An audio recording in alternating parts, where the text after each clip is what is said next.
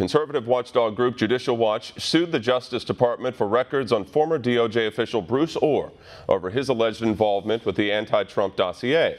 The group filed a lawsuit after the DOJ failed to respond to FOIA requests that it submitted last year as they look for more information about Ohr's connection to the firm Hussion GPS. With me now is Chris Farrell, the Director of Investigations and Research at Judicial Watch. And Chris, thanks for joining me. Your request for documents took place back in early to mid-December of last year. Tell us, what exactly are you expecting to see in these reports? And just as important as that, why is it so difficult to obtain these files from the DOJ? Well, the difficulty is because clearly the Department of Justice is stonewalling. They're not really interested in disclosing the internal activities of senior department officials, particularly when it comes to their really conspiring with Hussion GPS, Christopher Steele, the monies paid from Hillary Clinton and the DNC to finance the smear job that was attempted against President Trump. And then when you walk back the Steele information, you realize that it's really probably part of a larger Russian active measures campaign, an influence operation that the Clinton administration ended up paying for. So irony of ironies, if you're looking for a conspiracy with the Russian government, look no further than Hillary Clinton and the DNC. And what are you expecting to see, though, in your two requests? I mean, what would be the big find there?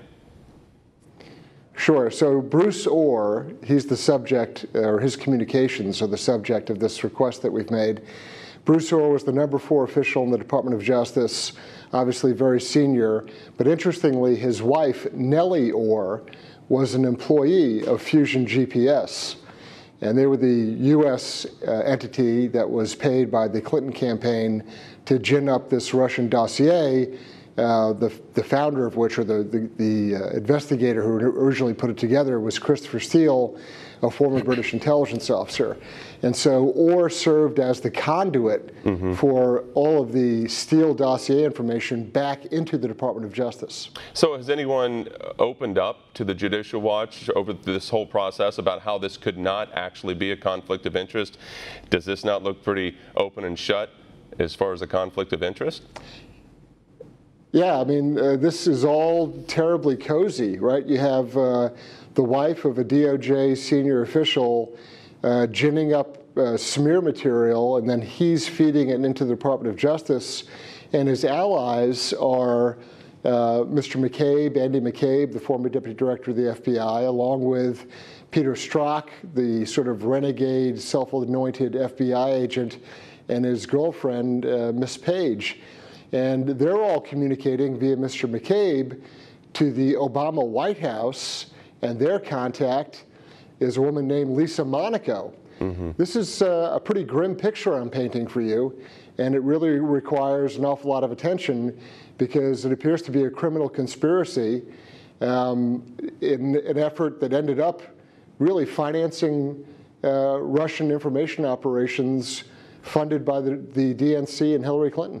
All right, and Chris, the buck stops at the top of the DOJ, at the top cop, as we say, with Jeff Sessions. The president tweeted out this morning that the White House is not chaotic. He says there's good energy in the West Wing, but yet there will be some changes made. You and I have talked about this before, so in your mind, does Jeff Sessions need to go?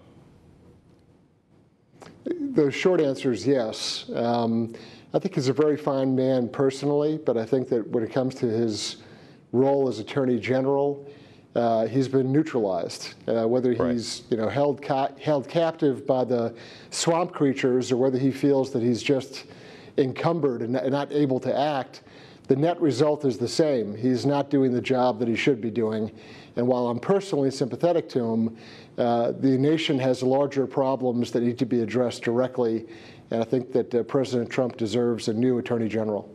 Well, a couple more quick ones, Chris. From the standpoint of Judicial Watch, what did the release of that Nunes memo accomplish? Are you satisfied?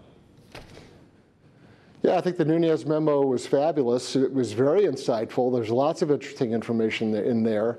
And despite the hysterical claims of Adam Schiff, the Republic continues, right? If you'll remember, Adam Schiff was, running up and down, waving his arms, saying that if that memo were ever released, the intelligence and law enforcement apparatus of the country would collapse, and that's clearly a lie. And his memo that he released, I guess a little over a week ago, just doesn't hold water. It's 10 pages to answer 3. And the number of holes in it, it's literally, not literally, but it's figuratively Swiss cheese. And lastly, just real quick, Chris, are you confident in this latest lawsuit? Are you confident that the public will be able to see communications between Bruce Ohr and Christopher Steele and Fusion GPS? Well, the public is certainly owed that. That's their statutory right.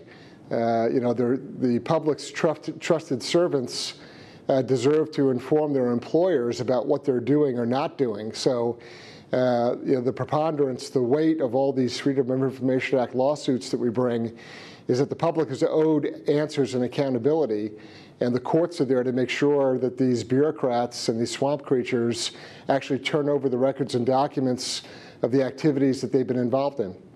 All right, Chris Farrell, Director of Investigations and Research at Judicial Watch. As always, thank you so much for your time, sir. Thank you, appreciate it.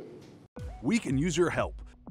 Call your cable provider and kindly demand that One America News is added to your lineup. Call today.